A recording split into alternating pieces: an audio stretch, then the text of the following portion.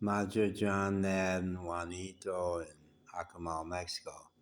It's about 3:30 in the morning. I've had a lot of sleep and I'm awake. Maybe too awake. The last couple of days I've made a point of making sure to get down to the ocean and swimming because it returns me to oneness in a more powerful way than anything else I do, which I do a lot every day to go back to that state many times a day. And I dosed myself better about U.S. political news, which is so disastrous and ugly and dark and violent these days. The only thing I allowed in the last 2/3 of the day was John Oliver's show because it would be funny. Now that tapes once a week. And at the end of Trump's 4th week, his show was very, very funny, so bright and scared and scary. There was no getting around the fact that he's going, holy fuck, this is terrible.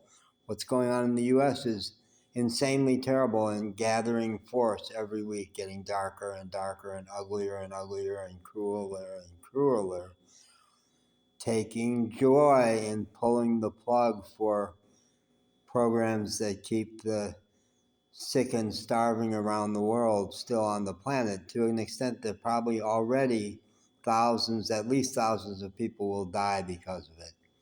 And the right wing is doing a happy dance, and Elon Musk, who I guess is seriously autistic, seriously cut off from any emotional. And what a match made in heaven. The super narcissist Trump and the autistic, I hate to give a bad word to autistic, but I guess the danger of autism is that you have no felt sense of connection with others.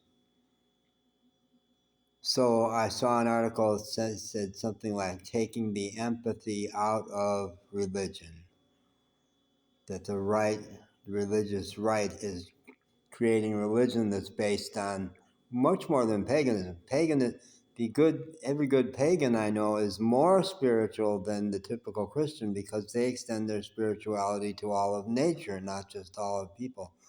This is extracting your sense of connection with anybody but me, anybody but my group. If it's not happening to my group, it doesn't matter. It's doubly shocking where I am in Mexico, where the sense of connection, of social cohesion among typical Mexicans is so much greater. The sense of we, of us, the gente, the people. People stand closer, much closer, shockingly closer, even in stores. On a crowded sidewalk, you can bump into other people and you don't apologize because it's just how it is. We don't need a lot of space, and we don't regard you as other. So if we bump in on the street, it's more fun and sport. It's just how it is.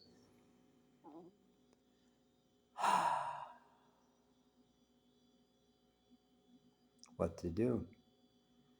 What to do?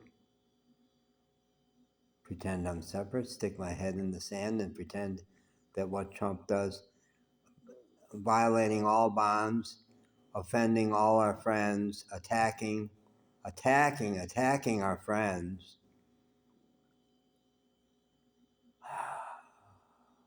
What to do? Keep my head straight, reach out, try to make a difference, try to support the right people, not give up hope in life. Life is bigger than people. Life is bigger. And keep coming back to the silence. I'm more devoted to it. Silence, where it's not my thinking. My thinking is gone and it's just me sitting with life. I have to get better at it. And speaking my truth. Speaking our truth, we gotta speak our truth. John Oliver basically said, you have to channel your outrage. Call your representatives. Make it known. Don't hide under a bushel. We come together by crying out in pain. crying out in pain at what's going on. So those are the two poles. Deeply connected with all of life, a place where my peace is unassailable. And when I've got that, then to get hysterical, then to cry from the rooftops, this is wrong, wrong, wrong. Sorry. We have to be alive, as fully alive as we can. Okay, buen día.